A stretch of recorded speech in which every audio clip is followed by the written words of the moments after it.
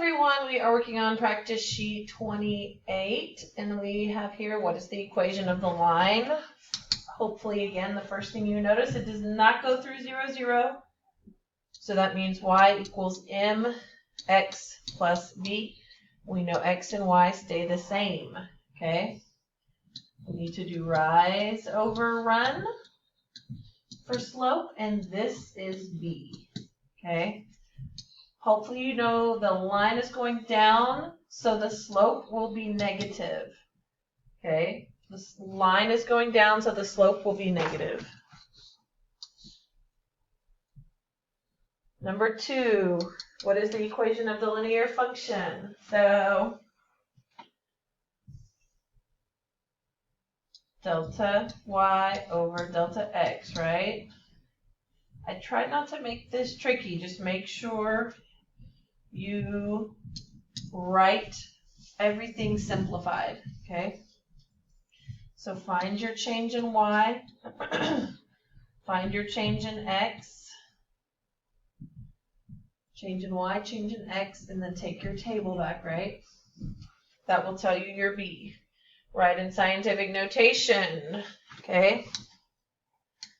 So remember, for scientific notation, it's always, you're always going to write times 10. So you'll have to put times 10, right?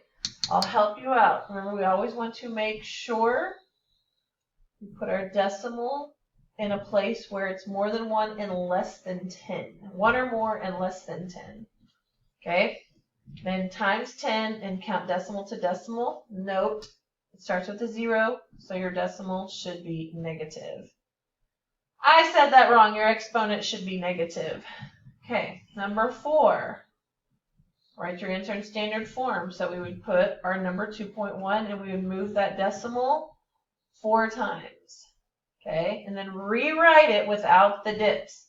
I should only see 1 decimal in a number if I see 1 at all. Okay. Number 5, we are going to solve this. You're going to solve it. Remember, we want our x's together first, right?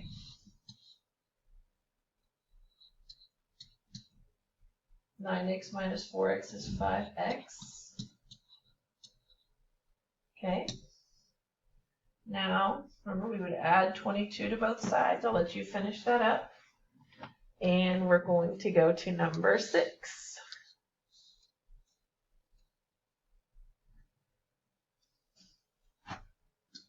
Okay, so let's work on this. We want to find our equation, but we start with our slope, right? M, which is y2 minus y1, x2 minus x1, okay? However you want to do it, you can say 0.1, 0.2, it doesn't matter to me, but this is x and y, okay? So find your slope. Whenever you get your slope, come back over here, and you're going to plug it in. So like if I use this one, which is 5 and 9, I would say y is 9, plug in your slope, x is 5, plus b. You put in your slope, whatever you get here, then solve for b, okay? Number 7, add and divide by 6. 1, 2, 3, 4, 5, 6. That's how you find your mean. Okay? For mean absolute deviation, take your mean and subtract from each one. Whatever you get, make sure it's positive. If it comes out negative, just put positive. You add those and then divide. Average, you add and divide. Both of these, because this is mean, this is mean. Okay, number 9, tell me what that point is.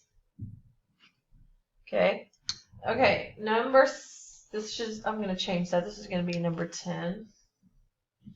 I don't know why. The numbering got off.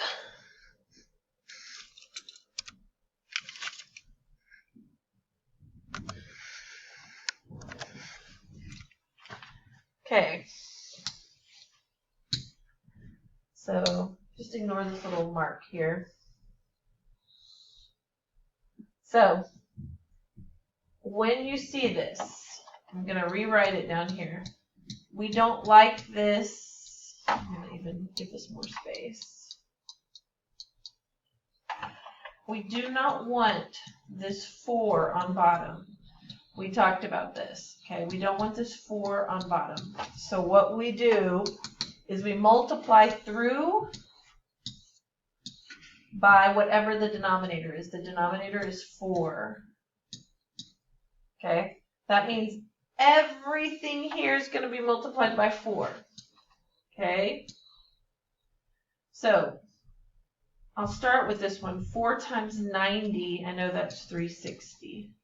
This will then cross out. When I put that 4 up here, that crosses out.